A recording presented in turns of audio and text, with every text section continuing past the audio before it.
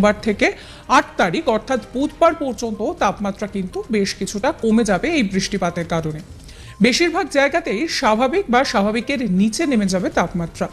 রবিবার বৃষ্টিপাতের সম্ভাবনার কথা জানিয়েছিল আলিপুর আবহাওয়া দফতর। 24 পরগনা, বীরভূম, নদিয়া, মুর্শিদাবাদ, পূর্ব বর্ধমানে দু এক জায়গায় স্থানীয়ভাবে বজ্রগর্ভ মেঘ সঞ্চার হয়ে বৃষ্টি হয় সেখানে। 6 এবং 7 তারিখ বৃষ্টিপাতের পরিমাণ বাড়বে বলে জানানো হয়েছে। 6 এবং 7 তারিখ দক্ষিণবঙ্গের জেলাগুলিতে কালবৈশাখী সহ ঝোড়ো হাওয়া এবং একই সঙ্গে বৃষ্টির সম্ভাবনা রয়েছে। 8 ও 9 তারিখ বৃষ্টিপাত জারি থাকবে। এবার যদি উত্তরবঙ্গের কথা বলি তাহলে উত্তরবঙ্গের জলপাইগুড়ি, আলিপুরদুয়ার, কোচবিহার সেখানে কিন্তু রবিবার থেকেই বৃষ্টি শুরু হয়েছে।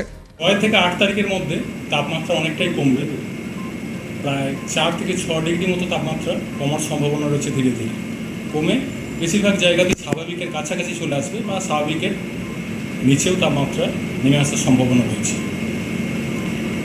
বৃষ্টিপাতের সম্ভাবনা লোকালাইজড দু এক জায়গায় সম্ভাবনা রয়েছে, মেনলি বীরভূম, মুর্শিদাবাদ, পূর্ব বর্ধমান, নদিয়া, উত্তর দক্ষিণ 24 পরগনা, পূর্ব মেদিনীপুর এই জেলাগুলো হয়তো দু এক জায়গায় লোকালাইজ ধরনের হালকা বৃষ্টিপাত, থান্ডারস্টর্ম অ্যাক্টিভিটির সম্ভাবনা থাকছে 5 তারিখে।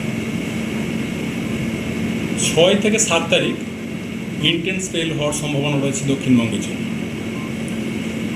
6 থেকে 7 তারিখের মধ্যে বজ্রবিদ্যুৎ সহ বৃষ্টিপাতের সম্ভাবনা, সাথে দমকা ঝোড়ো হাওয়া, কোথাও কোথাও কালবৈশাখীর সম্ভাবনা থাকছে। 8-9 তারিখেও বৃষ্টিপাত কন্টিনিউ করবে, দমকা হাওয়া কিছুটা থাকবে। মেন ইন্টেন্স স্পেলটা 6 থেকে 7-এর মধ্যে দক্ষিণবঙ্গে সম্ভাবনা থাকছে। উত্তরবঙ্গের জন্য মেনলি জলপাইগুড়ি, কোচবিহার, আলিপুরদুয়ার ইন্টেন্সিটি কিছুটা বেশি থাকার সম্ভাবনা, দমকা হাওয়া থাকার সম্ভাবনা রয়েছে 50 থেকে 60 কিলোমিটার প্রতি ঘন্টায় দু এক জায়গায়। অন্যান্য জেলাগুলোতেও উত্তরবঙ্গে বৃষ্টিপাতের সম্ভাবনা রয়েছে দমকা হাওয়ার সাথে। উত্তরবঙ্গে কিছুটা ইন্টেন্স থাকবে, বজ্রবিদ্যুৎ সহ বৃষ্টিপাত, দমকা ঝোড়ো হাওয়া থাকবে। তারপরেও বৃষ্টিপাত কয়েকদিন কন্টিনিউ করবে উত্তরবঙ্গের জেলাগুলোর জন্য। তাপমাত্রা উত্তরবঙ্গে বর্তমানে যেটা চলছে, মালদা, নর্থ সাউথ দিনাজপুর এই সাইডে কিছুটা বেশি রয়েছে, দু এক জায়গায় তাপপ্রবাহ চলছিল। তো আগামী 3-4 দিনে উত্তরবঙ্গের জেলাগুলির জন্য তাপমাত্রা প্রায় যেসব জায়গায় বেশি আছে 4 থেকে 6 ডিগ্রির মতো কমার সম্ভাবনা রয়েছে। উত্তরের জেলাগুলোয় তাপমাত্রা অতটা বাড়েনি, ওখানে তুলনামূলকভাবে কমবে। কলকাতা পার্শ্ববর্তী অঞ্চলে মেনলি 6 থেকে 7 তারিখের মধ্যে ইন্টেন্স স্পেল থাকার সম্ভাবনা রয়েছে, বজ্রবিদ্যুৎ সহ বৃষ্টিপাত, সাথে দমকা ঝোড়ো হাওয়া থাকার সম্ভাবনা। 8-9 তারিখেও বৃষ্টিপাত কন্টিনিউ করবে কলকাতা পার্শ্ববর্তী অঞ্চলে। আর 6 তারিখ নাগাদ দু এক জায়গায় লোকালাইজড ভারী বৃষ্টির সম্ভাবনা থাকছে, মেনলি বীরভূম, মুর্শিদাবাদ, নদিয়া এই জেলাগুলো লোকালাইজ ধরনের দু এক জায়গায় হয়তো ভারীও থাকতে পারে বৃষ্টিপাত। 7 তারিখে বৃষ্টিপাতের পরিমাণ কিছুটা বেশি থাকবে উপকূলের কাছাকাছি জেলাগুলো, মেনলি পূর্ব মেদিনীপুর, উত্তর দক্ষিণ 24 পরগনা এই জেলাগুলো এবং সাথে সংলগ্ন যে জেলাগুলো রয়েছে এইসব জায়গায় ইন্টেন্সিটিটা তুলনামূলকভাবে বেশি থাকবে। মৎস্যজীবীদের জন্য 6 থেকে 8 তারিখ সমুদ্রে যেতে নিষেধ করা হয়েছে, দমকা হাওয়া থাকার সম্ভাবনা রয়েছে সমুদ্রে অনেকটাই, সেই কারণে মৎস্যজীবীদের 6 থেকে 8 তারিখ পর্যন্ত সমুদ্রে যেতে নিষেধ করা হয়েছে।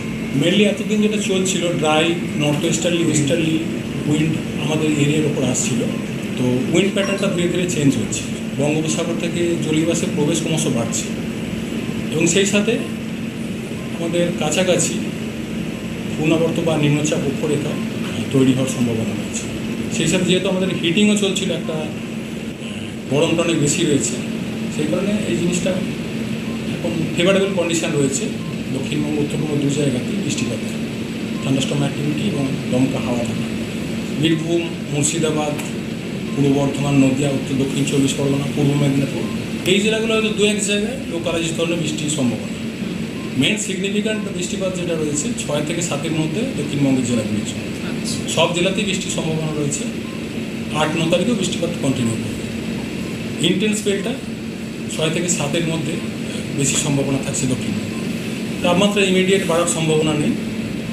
6 থেকে 8 তারিখের মধ্যে তাপমাত্রা অনেকটাই কমে যাবে, কমে প্রায় স্বাভাবিকের কাছাকাছি বা স্বাভাবিকের নিচেও চলে আসার সম্ভাবনা।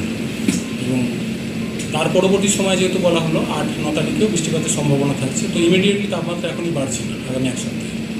কাল থেকে এটা ধীরে ধীরে কমতে শুরু করবে।